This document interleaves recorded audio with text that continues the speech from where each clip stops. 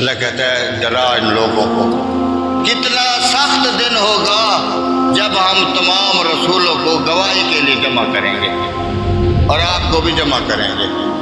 अगर रसूल ने शिकायत कर दी, जमा तो हो गई, जिंदगी में कह दिया गया रसूल को कि आपसे और आपकी कौम से इस कुरान के बारे में पूछा जाएगा।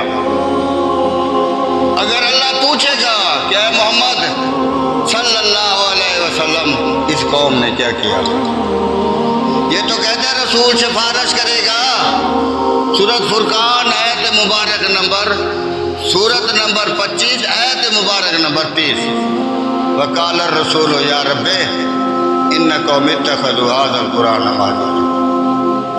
अगर रसूल ने कह दिया कि इस उम्मत ने कुरान छोड़ रखा और वाक़या छोड़ रखा है हमने, अल्लाह ना करे हम उसकी ज़द में आ जाए।